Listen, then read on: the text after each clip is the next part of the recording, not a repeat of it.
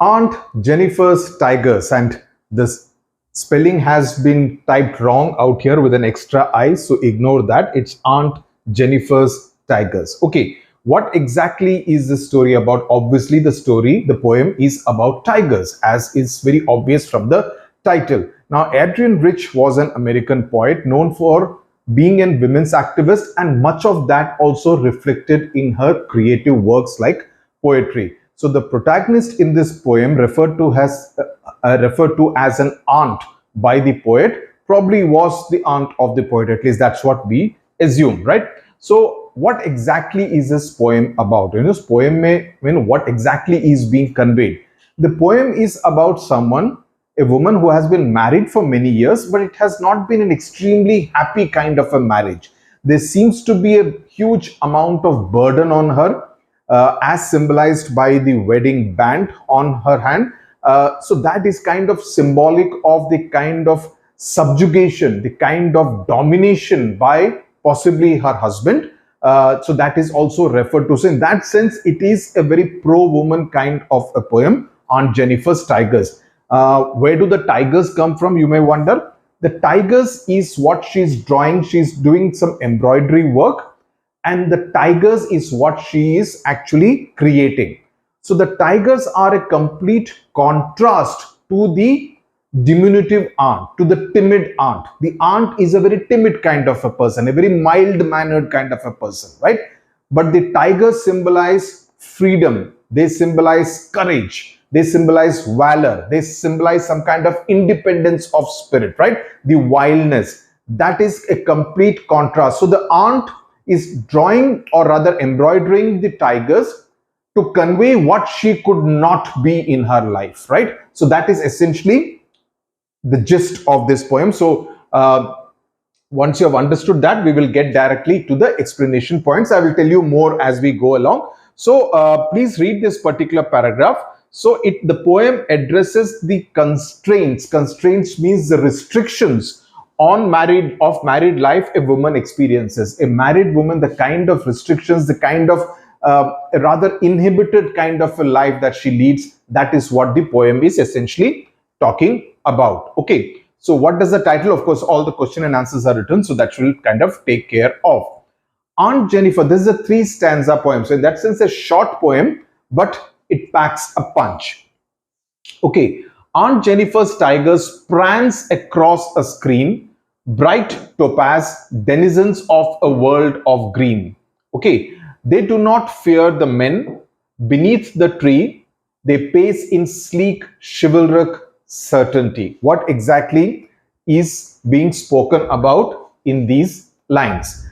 Prance means moving around swiftly with a lot of agility, with a lot of freedom. So that is what the word prance conveys out here.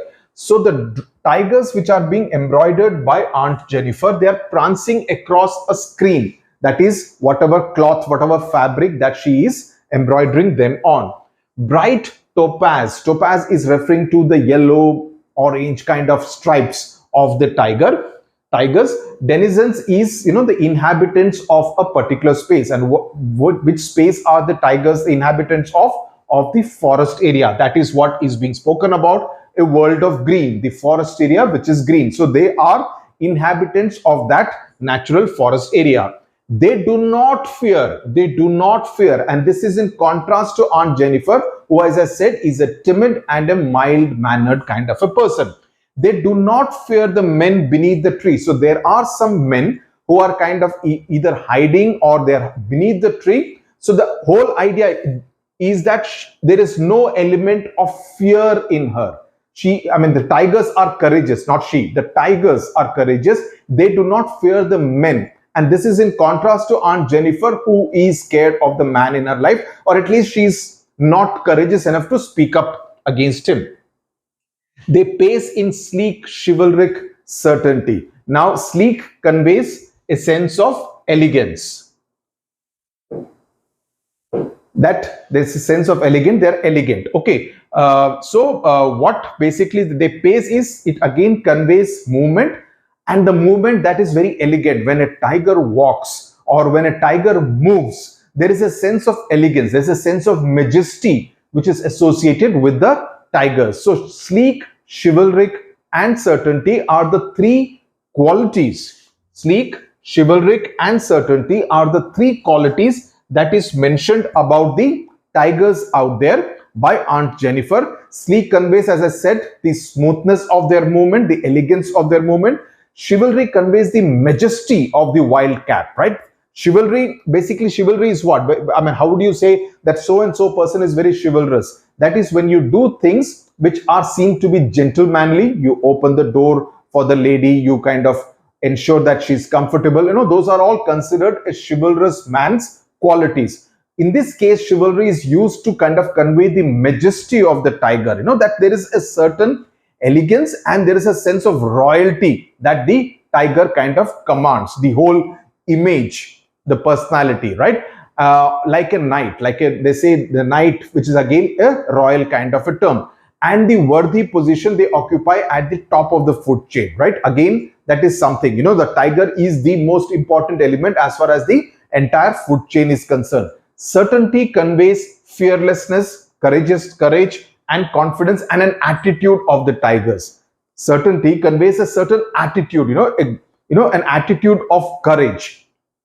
So what Aunt Jennifer is embroidering them is to give expression to her own pent-up emotions, that I wish I was like these prancing tigers. She lacks the confidence, so she expresses that desire through her craft. That's what she's doing by embroidering the tigers. Understood till now? Aunt Jennifer's fingers fluttering through her wool find even the ivory needle hard to pull. Now, if you realize, now she's talking about a certain part of her body. Okay, so the troubles in her life are focused on. Here she makes the reference to her fingers, and then she makes a reference to the massive weight of uncle's wedding band, which is like a very constricting kind of a piece of jewelry. Okay, sits heavily upon Aunt Jennifer's hand, sits heavily. So it is like a burden. It is like a huge weight that she carries on her hand, which is the weight of uncle's wedding band, which is to convey, this is not being conveyed only in a literal sense, it is also being conveyed in a metaphorical sense, that the entire institution of marriage has been like a burden on Aunt Jennifer, sits heavily upon Aunt Jennifer's hand. So she's so nervous that she finds it difficult to even pull the ivory needle. So you get the feeling of not just a timid person, you also get the impression of someone who is a bit of a weakling. Okay, so she's physically as well as mentally stressed and exhausted, and that reflects in her fingers fluttering while she does her embroidery. The hand shaking conveys a very weak kind of personality. Okay, so the weight of the wedding band, as I said, it's not just physical, but it is also emotional. Okay, there is an emotional burden which is there on her as a result of her not so happy marriage. So the misery of her marital relationship is symbolized by the wedding band, which is weighing down the aunt, and it is like what you call a very restrictive kind of a feeling around her. So the poet's tone in this particular stanza is one of worry, is one of anxiety. Okay, and there is a sense of being upset about the condition of Aunt Jennifer as far as the poet is concerned. The first one is talking about the majesty of the tigers. The second one is much more about the aunt, okay, the maker of the tigers. I hope you have understood till stanza 2. Let's move forward to stanza 3. When aunt is dead, when aunt is dead,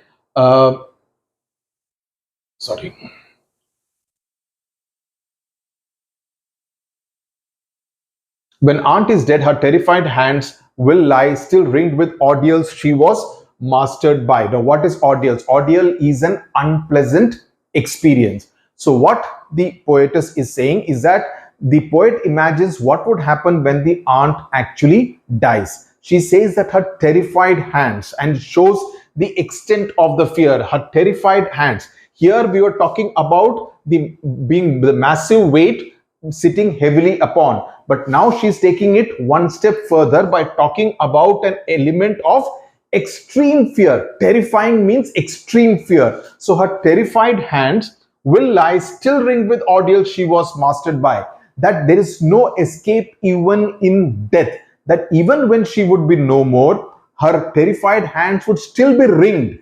That this thing will still be controlled by all the unpleasant experiences that she was controlled by while she was alive. Okay, so it kind of to say that it will still bear the marks of all the ordeals that she suffered while she was alive. So even her death in that sense would not be able to free her from all this misery and unpleasant experiences. The telltale marks, whether it's a physical whatever you feel on the skin, whether it is that, everything will go into her grave, will go with her into her grave. On the other hand, the tigers in the panel, now she comes back to the tigers in the last two sentences. The tigers in the panel, whatever canvas that she's embroidering it on, that she made, will go on prancing, proud and unafraid. So the tigers are a contrast to whatever the aunt is going through. That the tigers will live on even when the aunt is no more. And how will they live on? They will live on prancing. Again, kind of, sense of wildness and gay abandon and a sense of adventurous kind of a spirit. And they will be proud, okay, and unafraid, meaning fearless. They will be absolutely fearless. So they will be proud, fearless and extremely strong. So the poet's thought in this particular concluding stanza is a little pensive.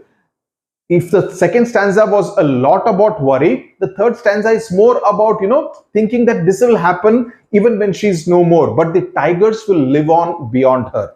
The tigers will live on her tigers. That's why it's called Aunt Jennifer's tigers. They are the tigers who have been created by her. The tigers are her creation and the tigers are completely unlike her. Please remember this. Okay, so the two meanings of ringed out here, still ringed with.